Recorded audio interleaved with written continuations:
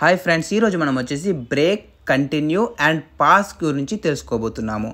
ఈ continue, break and pass అనేటివి ఏంటి అంటే, ఏదైనా ఒక ఎగ్జిక్యూషన్ని ఆల్టర్ చేయాలి అనుకుంటే మనం వీటిని యూజ్ చేస్తాము. మెయిన్గా అయితే ఒక బ్లాక్ ఆఫ్ కోడ్ని కానీ లూప్స్లో కానీ ఇది యూజ్ చేయడం జరుగుతుంది.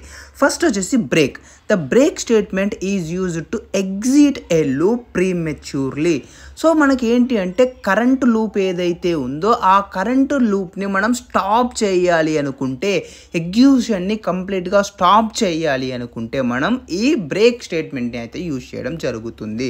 ఫర్ ఎగ్జాంపుల్, మనకి ఇక్కడ ఒక లూప్ ఉంది for I in range of 5. అంటే ఏంటి, మనకు ఈ లూప్ అనేది కంప్లీట్గా 5 టైమ్స్ అనేది ఇటరేట్ అవ్వాలి. But if I double equals to 3 నేను బ్రేక్ స్టేట్మెంట్ని యూజ్ చేశాను. సో ఒకవేళ ఐలో ఉన్న వాల్యూ కనుక 3 అయినట్టయితే నాకు ఆ లూప్ యొక్క ఎగ్జిక్యూషన్ అనేది కంప్లీట్గా స్టాప్ అవ్వాలి.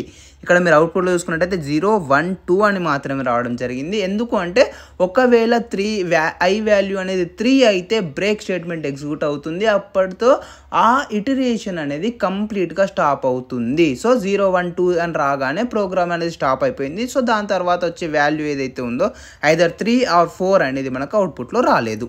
ఓకే, సింపుల్గా terminating a loop when a specific condition is met. లూప్ని టర్మినేట్ చేస్తున్నాం అనమాట, కండిషన్ అనేది సాటిస్ఫై అయినప్పుడు. నెక్స్ట్ వన్ వచ్చేసి ఏంటి, continue. Continue statement skips the rest of the current iteration. ఈ బ్రేక్ అనేది ఏం చేస్తుంది, బ్రేక్ అనేది కంప్లీట్ ఇటరేషన్ని స్టాప్ చేస్తుంది. బట్ మనకి కంటిన్యూ ఏదైతే ఉందో ఆ కంటిన్యూ అనేది కరెంట్ ఇటరేషన్, ప్రజెంట్ ఇటరేషన్ ఏదైతే ఉందో ఆ ఇటరేషన్ని మాత్రమే స్కిప్ చేస్తుంది. ఇక్కడ మీరు అవుట్పుట్ చూసుకున్నట్టయితే కనుక సేమ్ ఇక్కడ ఫర్ లూప్ యూజ్ చేశాను, for I in range of 5 అనేసి. సో మనకు 5 టైమ్స్ లూప్ అనేది రిపీట్ అవుతుంది. అవుట్పుట్లో చూసినట్టయితే 0, 1, 2 అని వచ్చింది. ఎప్పుడైతే ఐ వాల్యూ 3 అనేది వచ్చిందో అప్పుడు మనకు ఆ కరెంట్ లూప్ అనేది స్కిప్ అవుతుంది. సో అందుకే ప్రింట్ ఆఫ్ ఐ అన్నప్పుడు ఈ ఐ వాల్యూ 3 అనేది ప్రింట్ అవ్వకుండా స్కిప్ అయిపోయి నెక్స్ట్ 4th వాల్యూ అనేది ప్రింట్ అవ్వడం జరిగింది.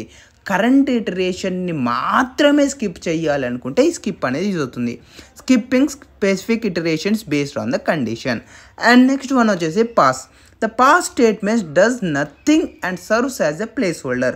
ఈ పాస్ అనేది స్పెసిఫిక్గా అలాంటి టైప్ ఆఫ్ టాస్క్ని చేయదు, జస్ట్ ఒక ప్లేస్ హోల్డర్ లాగా అనమాట. For I in range of 5 అని ఇచ్చేసాము. సో 5 టైమ్స్ మనము లూప్ని రిపీట్ చేస్తున్నాము.